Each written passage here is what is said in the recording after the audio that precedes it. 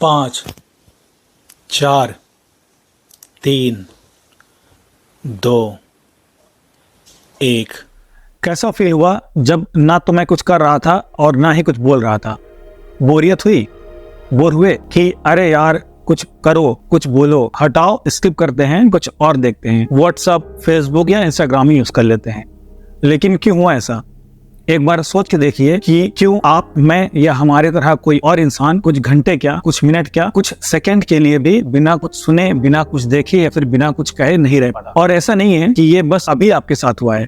Boredom या बोरियत एक तरह घंटी है जो बजती है आपको बताने के लिए कि आप जो भी कर रहे हैं वो आपके लिए सुइटेबल या फिर रिवॉर्डिंग नहीं है। एक समय में जब समाज या सोसाइटी आज की तरह डेवलप नहीं थी और पुराने समय का इंसान, जिन्हें हम आदि मानव के नाम से जानते हैं, जब वो हंटिंग पे जाता था और काफी समय तक उनको कोई शिकार नहीं मिलता था, तो बोर होने पर उनके दिमाग में भी सेम तरह घंटी बजी थी और ब्रेन उनको बोलता था कि जाओ कुछ करो, हल तोड़ो, खेत जोतो, कुछ भी करो, लेकिन इस बोरियत, इस बोर्डम को अवॉइड करो। कई सारे रीजन है। शुरुआती इंसान शिकार से खेती की तरफ आने लगा और their reaction to boredom was one of them. In a sense बोरियत आपको कोई और काम करने के लिए मोटिवेट करिए, भले ही वो कोई और काम प्रोडक्टिव हो या फिर एकदम यूजलेस। वो डिपेंड करता है कि आप उस बोरियत की सिचुएशन में कैसे रिएक्ट करें। पहले की तरह आज भी सिचुएशन सेम ही है और बोर्ड फील होने पर हम में से कोई भी इंसान जो काम सबसे पहला काम करता है वो होता है अपना फोन चेक करना। एक्चुअली हम बहुत ही ओवर सिमुलेटेड वर्ल्ड में जी रहे हैं। आज के समय को हम बोलते हैं द एरा ऑफ इंफॉर्मेशन। हर तरफ इंफॉर्मेशन अवेलेबल है और हम हर सेकंड किसी ना किसी तरह की इन्फॉर्मेशन को कंज्यूम कर रहे होते हैं। वो इन्फॉर्मेशन अच्छी हो, बुरी हो, सही हो, गलत हो, लेकिन हम उस इन्फॉर्मेशन को कंज्यूम कर रहे होते हैं। खाना खाते समय फोन देखना या बाथरूम जाते समय इंस्टाग्राम चेक करना, हमें कुछ ना कुछ चाहिए होता है खुद को एंटरटेन करने के लिए। अभी तक सुनने में ये एकदम नॉर्मल डेली लाइफ की तरह लग रहा होगा कि क्या ही गलत है, हम अपने आप को एंटरटेन ही तो कर रहे हैं, खाली तो नहीं बैठे। लेकिन इस कॉन्स्टेंट इन्फॉर्मेशन कंजम्पशन के बीच हम अपनी एक एबिलिटी या इमोशंस को खो दे रहे हैं और वो है बोर्डम यानी बोरियत। जी हाँ, बाकी इमोशंस जैसे खुशी, सैडनेस की तरह बोरियत भी एक इमोशन है और जिसको एम्ब्रेस करने के बजाय हम झट से कोई तरीका ढूंढते हैं उसको अवॉइड करने का। इसलिए इस वीडियो में मैं आपको साइंटिफिकली बताने की कोशिश करूंगा बोर्डम यानी बोरियत क्या है, क्यों हमें इतना बुरा लगता है या हम कैसे इसको अपनी वीकनेस के बजाय स्ट्रेंथ बना सकें। हेलो दोस्तों, स्वागत है आपका एक बार फिर मेरे इस चैनल में।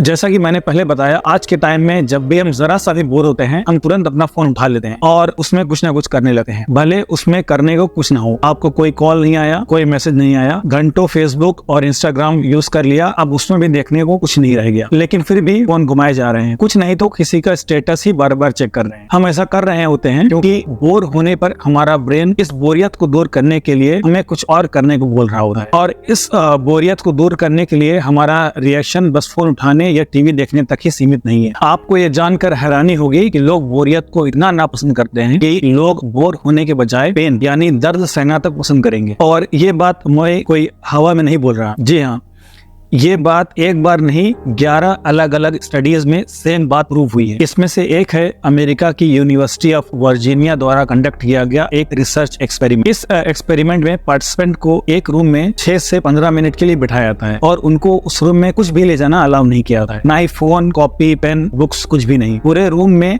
बस एक चीज जो अवेलेबल होती है वो होता है एक बटन और पार्टिसिपेंट्स को बताया जाता है कि इस बटन को दबाने पर एक इलेक्ट्रिक शॉक यानी बिजली का झटका लगेगा। तो फिर उनको बोला जाता है कि आपको इस कमरे में 6 से 15 मिनट के लिए रहना है और खुद को अपने ही थॉट से एंटरटेन करना है। लेकिन बोर होने पर अगर आप चाहो तो ये बटन दबा सकते हो जब भी आपका मन हो। क्या लगता है आपको क्या हुआ होगा?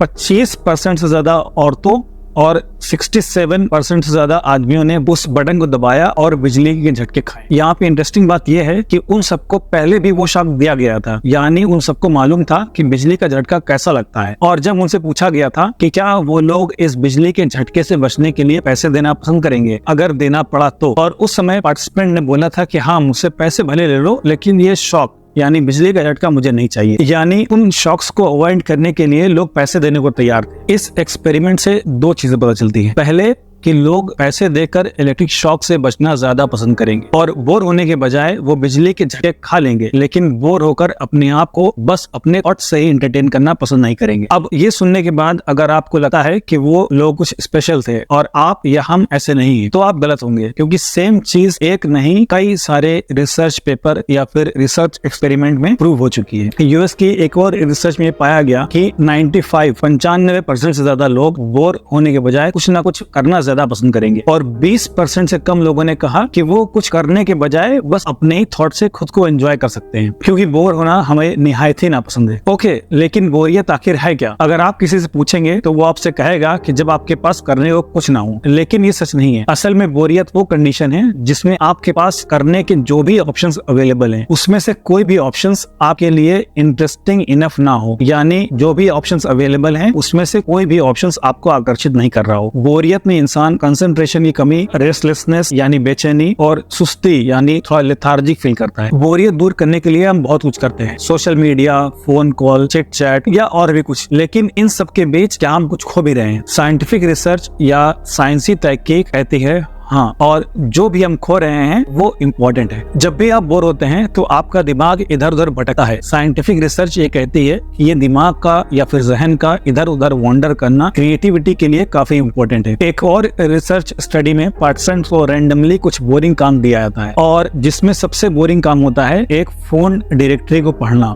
इसके बाद उन पार्टिसिपेंट्स को एक सेकंड टास्क दिया जाता है जो कि क्रिएटिविटी से रिलेटेड होता है। इस एक्सपेरिमेंट में पार्टिसिपेंट्स को एक प्लास्टिक का कप दिया जाता है और बोला जाता है इससे कुछ आइडियाज जनरेट करो। एक प्लास्टिक कप को लेकर जिन लोगों को सबसे ज्यादा बोरिंग काम दिया गया था वो सबसे ज्यादा क्रिएटिव और सबसे ज्यादा यूनिक आइडिया के साथ आए कंपेयर टू उनके जिनको थोड़ा इंटरेस्टिंग काम दिया गया था, जैसे कि कोई गेम खेलना या फिर बस फोन स्क्रॉल करते रहना। सबसे बड़ी वजह कि ज्यादातर साइंटिस्ट को ये लगता है कि हम बोरियत का एहसास करते हैं क्योंकि ये हमें अपनी असल यानी मौजूदा हालात से वाकिफ कराता है। मतलब जब भी आप बोर होते हैं आपको एक आइडिया लग जाता है कि कुछ ना कुछ सही नहीं चल रहा है आपकी एक्चुअल सिचुएशन में। Let me ask you one thing, जब भी आप क्लास में या किसी मीटिंग में बोर होते हैं या फिर किसी का वेट कर रहे होते हैं तो उस सिचुएशन में आप सबसे पहली चीज क्या करते हैं?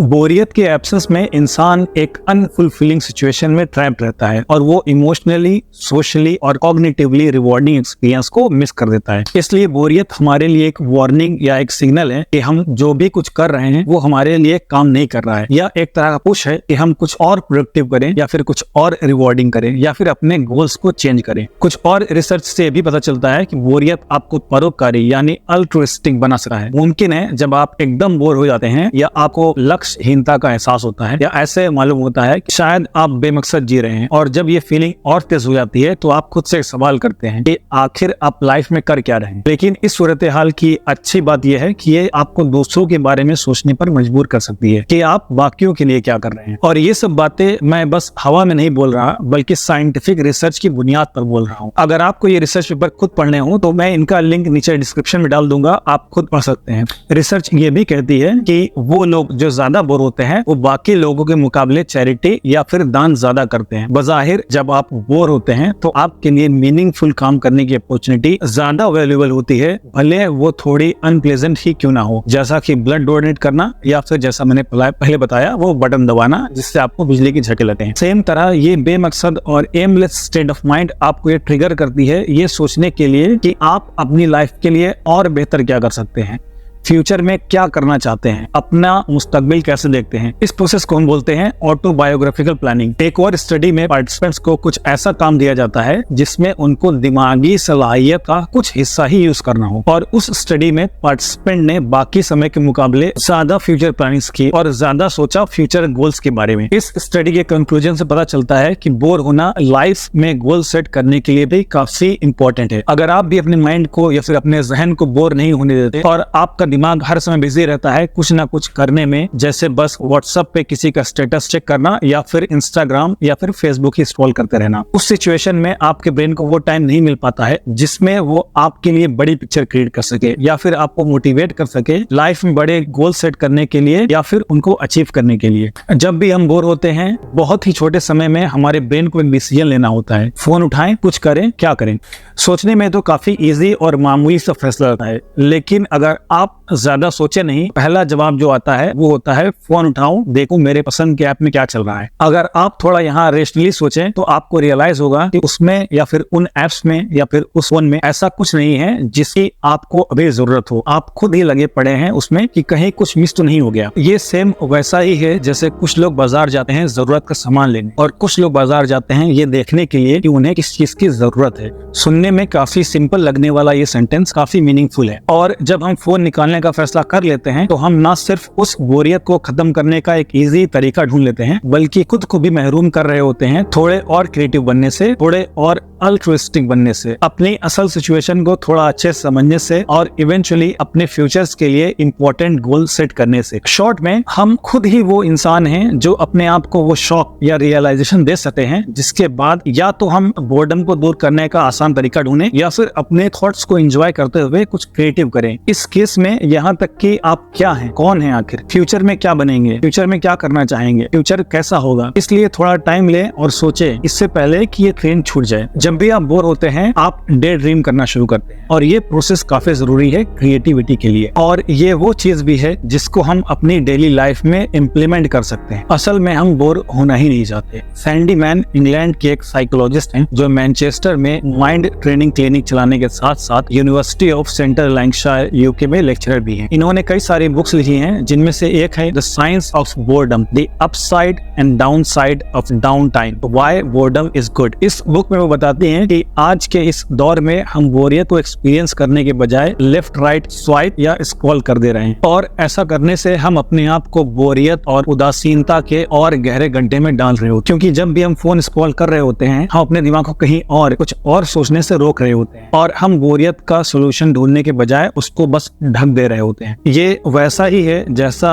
जब हमारा किसी अपने से रिलेशन खराब होने लगता है और हम बातचीत करके उसको सही करने के बजाय उससे दूरी बनाने लगते हैं। सैंडी मैन आगे कहती हैं कि जब हमारे ब्रेन को एक्सटर्नल सिमुलेशन नहीं मिलता है तो ब्रेन इंटरनल सिमुलेशन में बिजी हो जाता है, जो कि क्रिएटिविटी के लिए काफी अच्छा है। ऐसे ही कई सारे न्यूरो साइंटिस्ट, क्लिनिकल साइकोलॉजिस्ट हैं जिन्होंने बोर्डम पे रिसर्च किया है, बोर्डम यानी बोरियत पे रिसर्च किया है और अपना कंक्लूजन सामने पेश किया है। डॉक्टर जॉन डी ईस्टवुड ये एक क्लिनिकल साइकोलॉजिस्ट हैं जो यॉर्क यूनिवर्सिटी में साइकोलॉजी के प्रोफेसर होने के साथ साथ बोर्डम सब्जेक्ट के एक लीडिंग एक्सपर्ट भी हैं। इन्होंने बोरियत पे काफी बारीकी से रिसर्च किया है और इनके रिसर्च में भी सेम चीज सामने निकल कर आती है। प्रोफेसर टिमोथी विल्सन का केस भी सेम ही है। डॉक्टर जेम्स डैंकर्ट जो कि कॉग्निटिव न्यूरो साइंटिस्ट होने के साथ साथ साइकोलॉजी के प्रोफेसर भी हैं यूनिवर्सिटी ऑफ वाटरलू में। इन्होंने एक बुक लिखी out of my skull, the psychology of boredom. इस बुक में वो बताते हैं कि बोर्डम यानी बोरियत हमारे लिए क्यों उतना बुरा नहीं है जितना हम सोचते हैं, और कैसे हम इस बोरियत से डिप्रेस्ड होने के बजाय इसका फायदा उठा सकते हैं, और इसका फायदा उठाकर इसको अपनी वीकनेस की बजाय अपनी स्ट्रेंथ बना सकते हैं। ये बुक हमारे इंडियन सबकॉन्टिनेंट में अमेज़न पर भी अवेलेबल है। अगर इसके बारे में आपको डिटेल में जानना है, इसको बारे में आपको डिटेल में पढ़ना है तो ये आप बुक खरीद सकते हैं, आप ये पढ़ सकते हैं। ये वीडियो काफी लंबा होता जा रहा है तो फिलहाल इस वीडियो को यहीं खत्म करते हैं, लेकिन इस वीडियो के कंक्लूजन में मैं आपसे और खुद से 4 चीजें ट्राई करने को बोलूंगा।